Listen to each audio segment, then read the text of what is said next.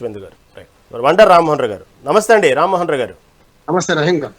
రామ్మోహన్ రావు గారు విన్నారు కదా, వైసీపీ పార్టీ కేవలం ఆ ప్రతిపక్ష హోదా అనేటువంటి ఒక వ్యాఖ్యల మీదే దాని మీద పట్టుబట్టి ఇంతవరకు అసెంబ్లీ సమావేశాలు హాజరు కాకపోవడం మీద అనేక వాదనలు, దానికి సంబంధించి విమర్శలు ఎదుర్కొంటున్నప్పటికీ కూడా అదే పని మీద అదే అస్త్రం మీద గట్టిగా కూర్చుని ఉంది. వాస్తవంగా ఈ విషయం వైసీపీ పార్టీకి లాభమా నష్టమా, అసలు ఎలా చూడాలి దీన్ని? రహీం గారు, మీకు, సోదరి ఆశాబిందు గారికి, మిత్రుడు రామారావు గారికి మెగా టెక్స్ట్ నమస్కారం. లాభమా నష్టమా వాళ్ళు ఆలోచించుకోవాలి. రేపు ప్రజాక్షేత్రంలో రేపు 2029 ఎన్నికలు జరిగినప్పుడు వాళ్ళు పరిచయం నిర్వహిస్తారు. ఒక ప్రజాస్వామ్యవాదిగా నా వాదన ఏంటంటే, మంచో చెడ్డో 11 మందికి అర్హత ఇచ్చారు, 40% ఓట్లు పట్టే కాదు. మన ప్రజాస్వామ్యంలో ఏమందంటే ఇది FPTP విధానం రహీం గారు. అంటే ఫస్ట్ పాస్ ద పోస్ట్ విధానం. అంటే మొత్తం 100లో 4 పోటీ చేస్తే అందులో ఎవరికైనా సమీప ప్రత్యర్థికైనా ఒక్క ఓటు ఎక్కువ వస్తే 75 ఓట్లు వ్యతిరేకంగా ఉన్న 25 ఓట్లు వచ్చి గెలుస్తాడు. అంతేగా 24 ఓట్లు వచ్చి ఓడిపోతాడు. మిగతా అన్ని వ్యతిరేకంగా ఉన్నాయి కదా, 10 మంది పోటీ చేశారని నడవదు. కనుక దామాష పద్ధతిలో 51%. మనకు తెలుసు కదా, విధాన మండలి, రాజ్యసభ వాటిలలో దామాష పద్ధతి ఉంది. అంటే దామాష పద్ధతిలో 51% నిండాలి. ఇక్కడ అది లేదు కదా. కనుక FPTP విధానంలో తప్పనిసరి ఇది జరుగుతుంది. 40% ఓట్లకు మరి 11 సీట్లు ఎందుకు వచ్చినాయంటే వస్తాయి. గతంలో కూడా అంతే. మనకు మన టీడీపీకి కూడా 23 సీట్లే వచ్చాయి 2019 చూశాం కదా. మనకు ఈ 11 దానికి ప్రతిపక్ష హోదా గురించి నేను అడ్వకేట్ 4 మాటలు చెప్పదలుచుకున్నాను. ఇప్పుడు వాళ్ళ రాజకీయాలు వాళ్ళ చెప్పులని కాలు పెట్టడం కానీ 52 నుంచి పార్లమెంట్ లో 6వ మన పార్లమెంట్ దాకా, అంటే 6వ పార్లమెంట్ దాకా జనతా ప్రభుత్వం అధికారంలో వచ్చేదాకా ఎక్కడ కూడా ప్రతిపక్ష హోదా నిర్వచనమే లేదు.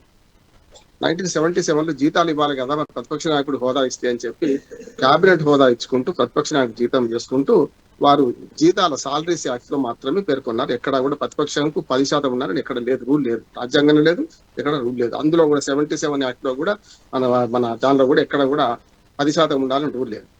కానీ సాంప్రదాయంగా నడుస్తుంది. మన దగ్గర కూడా అంతే. అసెంబ్లీ అంతకుముందు 52 నుంచి 53 నుంచి 56 దాకా ఆంధ్ర రాష్ట్రం వేరుగా, హైదరాబాద్ రాష్ట్రం వేరుగా ఉన్నా కూడా మొట్టమొదటి ప్రతిపక్ష నాయకుడు పుచ్చలపల్లి చంద్రయ్య గారు మనకు 56లో ఉన్న కూడా ఎప్పుడు కూడా ఎప్పుడైతే 77 తర్వాతనే ఈ ప్రతిపక్ష హోదా అనేది దానికి సాలరీ, దానికి ఒక కేబినెట్ హోదా ఇవ్వడం జరిగింది. అంటే సాంప్రదాయాల ఆధారంగా కొన్ని చట్టాలు ఉంటాయి. ఉదాహరణకు మన దగ్గర తక్కువ కానీ మన దగ్గర ప్రతిదీ రాసుకోవాల్సి వస్తుంది. బస్సులో పొగ త్రాగరాదని రాసిందట. ఎవడో నాలాంటి వాడు ఏమన్నా అంటే బస్సులో అని రాసిందా అని అంట. అప్పుడు బస్సులో పొగ త్రాగరాదని రాసి వచ్చింది. చట్టాలు ఎక్కువ, మన రాజ్యాంగమే పెద్దది, అట్లాగే మన చట్టాలు పెద్దవి. కానీ అమెరికన్ రాజ్యాంగం 9 పేజీలు 10 పేజీలు ఉంటుంది. కానీ సాంప్రదాయాలు పాటిస్తారు, పార్లమెంటరీ సాంప్రదాయాలు పాటిస్తారు. మనం కూడా అదే పాటిస్తున్నాం అంటారు. నేను చూశారు కదా, రాహుల్ గాంధీకి పోయిన 2 సార్లు 2014 కానీ 2019లో కానీ ఎక్కడ మరి ప్రతిపక్ష హోదా దక్కలేదు. ఒకసారి 44 సీట్లు వచ్చినాయి పార్లమెంట్ లో, ఒకసారి 52 వచ్చినాయి. 54 దాటి 55 సీట్లు వస్తేనే ప్రతిపక్ష హోదా. మరి 99 వచ్చినాయి, ప్రతిపక్ష హోదా ఇచ్చారు. కేబినెట్ హోదా ఉన్నది, మనకు జీతం భత్యం తీసుకుంటున్నాడు. ఇక్కడ కూడా నా ఉద్దేశం ఏంటంటే, ప్రజా సమస్యలను అసెంబ్లీయే సరైన వేదిక అంటున్నాను. నేను రాజకీయాలు పక్కన పెడతాను. ప్రజా సమస్యలకు అసెంబ్లీయే, అంటే చట్టసభలే సరైన వేదిక. దయచేసి నేను వాళ్ళ ఛాలెంజ్లు, ధైర్యము, దమ్ము నాకు సంబంధం లేదు. కానీ ప్రజా సమస్యల ప్రస్తావన చేయకపోతే ప్రతిపక్షం బ్యాలెన్స్ తప్పితే అధికార పక్షమే బుల్డోజ్ చేసుకుంటూ పోతుంది కదా. ప్రజలకు అన్యాయం చేస్తున్నారు వాళ్ళందరూ. వాళ్ళకి అన్యాయం పక్కన పెట్టండి, ప్రజలకు అన్యాయం చేస్తున్నారు. నా రిక్వెస్ట్ ఏంటంటే, జగన్మోహన్ రెడ్డి గారు ఇప్పటికైనా సరే వారు అసెంబ్లీకి పోతేనే మంచిది. నేను అక్కడ కూడా కాదు, తెలంగాణలో చెప్తున్నాను. ప్రతిపక్ష హోదా ఇచ్చింది మనకు కేసీఆర్ గారికి 39 సీట్లు ఇచ్చింది. సరే 10 మంది ఫిరాయించారు, ఇద్దరు చచ్చిపోయిన తర్వాత. ఇప్పటికి కూడా ప్రతిపక్ష హోదా వారికి ఉన్నది కేసీఆర్ గారికి. ఆయన కూడా పోతలేడు. ఇట్లాంటి రాజకీయాలు చేసుకుంటే ప్రజలు ఏమంటారు అంటే, మీరు అసెంబ్లీకి పోని వాళ్ళని ఎందుకు ఎన్నుకోవాలని సమస్య వస్తుందా రాదా? ఛాలెంజ్ చేసిపోయినప్పుడు వేరు. ఉదాహరణకు జయలలిత దగ్గర నుంచి చూస్తున్నాం. జయలలిత, కరుణానిధి వీళ్ళందరూ ఛాలెంజ్ చేసి అసెంబ్లీకి పోకుండా మళ్ళీ ముఖ్యమంత్రులు వచ్చారు. ఇక్కడ కూడా చంద్రబాబు నాయుడు గారు వారి సతీమణి భువనేశ్వర్ గారి గురించి మాట్లాడినప్పుడు వాళ్ళ ఏడుస్తూ వెళ్ళిపోయి తర్వాత నేను రాను, ముఖ్యమంత్రికి వస్తాను వచ్చారు. ఇప్పుడు నాకు అటువంటి సమస్య కూడా లేదు కదా. మొట్టమొదటి నాకు గుర్తు, మరి మా రామారావు గారు చెప్పాలి, మొట్టమొదటి రోజు అసెంబ్లీకి జగన్మోహన్ రెడ్డి గారు వస్తే ప్రత్యేకంగా డోర్తోనే లోపలికి అనుమతించారు. ఆయన అది మంచి సాంప్రదాయం అన్న నేను హర్షించాను అన్నాడు. ఎందుకంటే ఆయన ప్రతిపక్ష నాయకుడిగా హోదా లేకపోయినా ఆయన గేట్ ఎంట్రన్స్ కానీ లోపలికి వచ్చేది కూడా అనుమతించారు. దాన్ని కొనసాగిస్తే మంచిది అంటున్నాను. ప్రతిపక్ష హోదా అంటే కేవలం జీతము, భత్యము, కారు ఇవే కావాలనుకుంటే వేరు. ప్రజలు మీకు 40% ఓట్లు ఇచ్చారు, ధైర్యంగా మనం వెళ్ళాలి, ప్రజా సమస్యల పట్ల పోరాడాలంటున్నాం. అందుకని సాంప్రదాయాలు మాత్రమే నడుస్తున్నాయి ఇక్కడ, చట్టం ఎక్కడ లేదు. చట్టం లేదు కనుక మాకు ఎందుకు ఇవ్వరు అంటే, అది స్పీకర్ నిర్ణయం. నేను మొత్తం చట్టం చెప్తున్నాను, స్పీకర్ నిర్ణయం ప్రకారం జరుగుతుంది. ఇప్పటిదాకా మొత్తం భారతదేశంలో చాలా రాష్ట్రాల్లో కూడా ప్రతిపక్ష స్థానం ఎట్లా ఇచ్చారంటే 10% సీట్లు లేకుండా ఎక్కడ ఇవ్వలేదు. ఇప్పుడు కొత్తగా మనం చేసుకోవాల్సిందే. ఆ కొత్త సాంప్రదాయాన్ని ప్రవేశపెట్టమని డిమాండ్ చేస్తే రాదు. నిజంగానే పెద్ద మనసుతో ఈ ప్రభుత్వం ఏదలుచుకుంటే ఇవ్వచ్చు. నేను కూడా చెప్తున్నా, వెసులుబాటు ఎక్కడ ఉందంటే చట్టంలో ఎక్కడ లేదు కనుక 11 స్థానాలు ఉన్నా మీకు ప్రతిపక్ష హోదా ఇవ్వచ్చు, కాదంటలేదు. కానీ ఇంతకుముందు ఆశా గారు జ్ఞాపకం చేశారు కదా, 23 స్థానాలు వస్తే ఇంకో 5 సీట్లు మేము గుర్తు చేసుకుంటే అయిపోద్ది కదా అని. ప్రజలు కూడా నిర్ణయిస్తారు. గతంలో 23 చేసుకుంటే దేవుడు స్కెచ్ అని అని అన్నారు కదా. మొత్తం వైసీపీ 69 మంది కలిస్తే 23 మంది ఫిరాయింపు చేసుకుంటే 23 మంది మిగిలారనే మాట కూడా వచ్చింది కదా. అందుకని నేను ఏమంటానంటే ఈ వాద ప్రతివాదాలు పక్కన పెట్టి వాళ్ళ అర్థవంతమైన చర్చ జరుగుతుంది. ఇప్పుడు మనది గంట కథ, కానీ వాళ్ళ వైసీపీ వారు సరిగ్గా కనెక్ట్ కాకపోవడం వల్ల పావు గంట పోయింది కదా. సభా సమయాన్ని ఎక్కడైనా సరే, అక్కడైనా వృధా కాకుండా చూడాల్సిన అవసరం ఉన్నది. అక్కడ వృధా అవుతుంది అంటున్నాను. ఇంకోటి ఏమైందంటే ప్రతిపక్షం బ్యాలెన్స్ లేకపోతే, అక్కడి నుంచి రెస్పాన్స్ లేకపోతే బుల్డోజ్ చేసుకుంటూ పోతారు. ఇష్టం ఉన్న చట్టాలు చేస్తుంటారు. అది కూడా ప్రజలకు అన్యాయం కదా. నాలంటూ నేను ఒక ఆంధ్రప్రదేశ్ ప్రజల తరఫున నేను మాట్లాడుతున్నాను. మరి ప్రజలకైతే వాళ్ళు బుల్డోజ్ చేసుకుంటూ పోతే, మీరు మాట్లాడకపోతే, అసెంబ్లీ సాక్షిగా మీరు మాట్లాడకపోతే మాకు అన్యాయం జరిగినట్టే కదా అంటున్నాను. కొన్ని చట్టాలు బుల్డోజ్ చేసుకుంటే వాళ్ళు ఆమోదించుకుంటున్నారు. అవి నాకు ఇష్టం లేదనుకోండి, ఇప్పుడు ఎవరు మిమ్మల్ని ఎన్నుకునేది ఎందుకు అక్కడ పంపడం కదా. మీ హోదాల గురించి, మీ దేశాల గురించి దయచేసి పోకండి. మీరు అసెంబ్లీ సాక్షిగా ప్రజా వ్యతిరేక చట్టాలు వాళ్ళు ఏం చేసినా దాన్ని వ్యతిరేకించమని కోరుతున్నాం. ఇప్పుడు 4 రోజులే నిజంగా చెప్పానంటే రహీం గారు, అసలు సభా సమయమే తక్కువ. మొత్తము సమావేశాలు జరుపుతున్నారు అంతకనే ఏం లేదు. 4 రోజులండి. వచ్చే సోమవారం మొదలైతే గురువారం అయిపోతుంది. కేల్కతం దుకాణం బంద్. అంటే 4 రోజుల కోసం సమావేశాలు పెడుతున్నారు. 3-4 బిల్లులు ఆమోదించుకుంటారు. ఈజ్ ఆఫ్ డూయింగ్ ఒకటి ఉన్నది. అట్లానే మనకు దిశా చట్టం మీరు వ్యతిరేకిస్తున్నారు కదా బయట. దిశా చట్టం ఎందుకు తీసేస్తున్నారని దానికి సాంకేతిక కారణాలు ఉన్నాయి. అది అడ్వకేట్ చెప్తున్న సాంకేతిక కారణాలు ఉన్నాయి.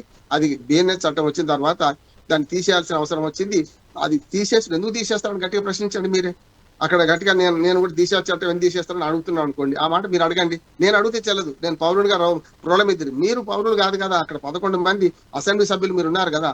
అసెంబ్లీకి మన నియోజకవర్గానికి ఏం కావాలని ఆలోచించి ప్రశ్నించే వేదిక కాదది. మొత్తం రాష్ట్రానికి ఏం కావాలని ఒక ఎమ్మెల్యే ఉండంటే ఎమ్మెల్యే తన నియోజకవర్గానికి పరిమితం కాదు. అది మండలాధ్యక్షుడో లేకుంటే జిల్లా పరిషత్ చైర్మన్ వాళ్ళు చూసుకుంటారు అక్కడ స్థానిక ప్రభుత్వాలు. కానీ ఎమ్మెల్యేలు, ఎంపీలు, చట్టసభల సభ్యులు అర్థవంతమైన ప్రయోజన చట్టాలను మంచి చెడులు విశ్లేషించి చర్చించి, మంచి కాకపోతే వ్యతిరేకించి, మనకు మైనారిటీ అయినా సరే మనం వ్యతిరేకించి మనం వాళ్ళని బుల్డోజ్ కాకుండా చూడాల్సిన అవసరం ఉంది. అదంతా విడిచిపెట్టి బయట మేము రోడ్ల మీద తిరుగుతాం, ప్రెస్ మీట్లు పెడతాం అంటే అది కేవలం ప్రెస్ మీట్లు పెడితే లాభం లేదు. రికార్డుకి ఎక్కది కదా. మీరు నానా యాగి చేయొచ్చు, కానీ డిఎస్సి మీద మీరు ఉద్యమిస్తున్నారు. డిఎస్సి మీద గట్టిగా అసెంబ్లీ సాక్షిగా నిలదీయండి. అప్పుడు బ్రహ్మాండంగా చర్చ జరుగుతుంది కదా. డిఎస్సి మీద అసెంబ్లీ సాక్షిగా చర్చ జరిగితే రికార్డులకు ఎక్కుతుంది. వాళ్ళ తప్పేందో ఒప్పిందో తెలుస్తుంది. రేపు 20 ఏళ్ళు, 50 ఏళ్ళు, 100 ఏళ్ళ తర్వాత కూడా అసెంబ్లీ రికార్డు చూసుకోవచ్చు మేము వ్యతిరేకించిన విధాన్ని చెప్పి. అందుకని దయచేసి నాకు వైసీపీ జగన్మోహన్ రెడ్డి గారికి, వాళ్లకు ఆంధ్రప్రదేశ్ ప్రజల తరఫున విజ్ఞప్తి చేస్తున్నా, తప్పక మీరు అసెంబ్లీకి వెళ్ళండి, గట్టిగా వాదించండి. ఒక్క పక్షం కాకుండా ఏకపక్షంగా బిల్లులు మనకు ఆమోదం పొందకుండా చూసే బాధ్యత మీద అంటున్నాను. ప్రతిపక్ష బాధ్యత కూడా ప్రభుత్వంలో భాగమే. స్పష్టంగా చెప్తుంది. అధికార హోదా ఉందా లేదా పక్కన పెట్టండి. మీకు 11 మంది ఇచ్చినా రాశి తక్కువైనా వాసి ఎక్కువనే అంటున్నాను. మీరు వాదించే వాళ్ళు అందరూ కూడా సీనియర్లు ఎన్నికయ్యారు. మీరు అందరూ వాదించండి, గట్టిగా ప్రభుత్వాన్ని అడ్డుకోండి. ప్రభుత్వం చేసే చెడ్డ పనులు మీరు ఖచ్చితంగా ప్రజల ముందు పెట్టండి, బహిర్గతంగా చేయండి. బయట చేస్తే లాభం లేదు. బయట యాగి అవుతుంది. బజారు పోరాటం, వీధి పోరాటాలు. వీధి పోరాటాలు వద్దు. అసెంబ్లీలు, పార్లమెంట్ మనకు ఎందుకున్నాయంటే ఒక వీధి పోరాటాలు కాకుండా మా తరఫున మిమ్మల్ని అక్కడికి పంపించినాం.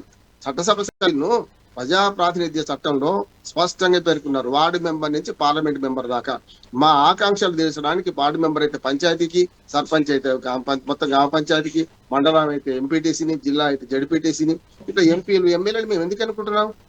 ప్రజా ప్రాతినిధ్యం ఉండాలి. ప్రాతినిధ్య ప్రజాస్వామ్యం అన్నది కనుక అక్కడికి అనుకుంటున్నాం. మీరు మీ విధులు నిర్వహించకపోతే తప్పే అయింది అంటున్నాను. ఇక జీతాలు తీసుకుంటున్నారా, ల్యాప్టాప్ తీసుకుని అంత రాజకీయ సమస్య. కానీ ప్రజలకు అన్యాయం చేస్తున్నారు అంటున్నాను. మీరు ధైర్యంగా ఉండి, దమ్ము ధైర్యం పక్కన పెట్టండి. మీరు పొండి ప్రజా సమస్యల పట్ల గట్టిగా గలమెత్తండి, గట్టిగా మాట్లాడండి. వాళ్ళు ఏమైనా బుల్డోజ్ చేసి మిమ్మల్ని అవమానించారు అనుకోండి, ప్రజలు చూస్తారు కదా. ఇప్పుడు అది జరిగింది అదే కదా. ప్రజలు చూస్తారు. రేపు పొద్దున బుల్డోజ్ చేస్తున్న వాళ్ళు ఏం చేసిండ్రు చూశారు కదా. రేపు పొద్దున ప్రజలే తీర్పిస్తారు. కానీ ఈ 2 ఏళ్ళు వృధా అయింది. ఇప్పటికే ఇక ముందు వృధా చేయకుండా చట్టాల పట్ల మంచి ఆలోచన చేయండి, లేకపోతే మంచి చర్చలు చేయండి. దాని ద్వారా వస్తుంది. కానీ అంతకన్నా ఏం లేదు రహీం గారు. వారికి అయితే విజ్ఞప్తి చేస్తున్నా, ఖచ్చితంగా మీరు అసెంబ్లీ ఇవ్వండి, ప్రజా సమస్యల పట్ల కొట్లాడండి, ప్రజా సమస్యల పట్ల నిలదీయండి. వాళ్ళు కనుక బుల్డోజ్ చేసుకుంటా పోతే ప్రజలు చూస్తారు, ప్రజలు రేపు వచ్చే ఎన్నికలు తీర్పిస్తారు. అసెంబ్లీ పక్కన పెట్టంటే పొద్దున స్థానిక ప్రభుత్వాల ఎన్నికలు రేపు అక్టోబర్ నవంబర్ వస్తాయి, దాని మీద తీర్పిస్తారు వాళ్ళు. కనుక మొండి పట్టుబట్టి నేను పట్టిన కుందేటికి 3 కాళ్ళు అంటే లాభం లేదు. జగన్మోహన్ రెడ్డి గారు అర్థం చేసుకోవాలి. మిగతా 10 మంది ఎమ్మెల్యేలను కూడా తీసుకుపోతే బాగుంటుంది. ఇంతకుముందు కాశా గారు ఒక లీగల్ సమస్య ఒక్క మాట చెప్పిస్తాను. లీగల్ సమస్య ఏంటంటే మనకు విధాన మండలిలో ప్రతిపక్ష హోదా ఉంది కనుక పోతున్నారు. మరి ప్రతిపక్ష హోదా పోతుంది, ఎందుకంటే 2 ఏళ్లకు ఒకసారి దానికి సభ్యులు 2/3 ఎన్నికైతుంటారు కదా. రేపు ఆటోమేటిక్ గా ఎమ్మెల్యేల సంఖ్యను బట్టి స్థానిక ప్రభుత్వాలు వాటాల్లో కూడా మన గ్రాడ్యుయేట్స్ ఎమ్మెల్సీలు అందరూ ఎన్నికైతారు అనుకోండి. అప్పుడు ఏమైతే మళ్ళీ ప్రతిపక్ష హోదా పైన మరి ఏం చేస్తారు, అక్కడ కూడా పోరా అనే సమస్య వస్తుంది. ఇంకా నయం కనీసం విధాన మండలిలోనైనా ప్రతిపక్ష నాయకుడు బొత్స సత్యనారాయణ గారు ఉన్నారు, ఆ పని చేస్తున్నారు. ఇక్కడ కూడా నా విజ్ఞప్తి ఒకటే, ప్రజల తరఫున వాదించే అవకాశం ప్రతిపక్షంగా 11 మంది అయినా మీకు ఇచ్చింది ఆంధ్రప్రదేశ్ ప్రజలు. అది సద్వినియోగం చేసుకోండి. ప్రజా సమస్యల పట్ల తెలుగుదేశం చేసే అక్రమాలను కానీ, తెలుగుదేశం పార్టీ లేకపోతే కూటమి ప్రభుత్వం చేసి ఏమున్నా సరే మీ దృష్టిలో ఏది ఉంటే దాన్ని వ్యతిరేకించి ఫస్ట్ డిఎస్సీని వ్యతిరేకించమంటున్నాను. మీరు ఆ పని అక్కడ చేయండి, బయట ధర్నాలు నియోజకవర్గాల వారికి చేసే పని చేయండి. ఇది కూడా ప్రజా ఉద్యమాలు చేయాలి, ఎవరొద్దన్నారు, అక్కడ కూడా చేయమని నా విజ్ఞప్తి. రైట్. ఆశాబిందు గారు,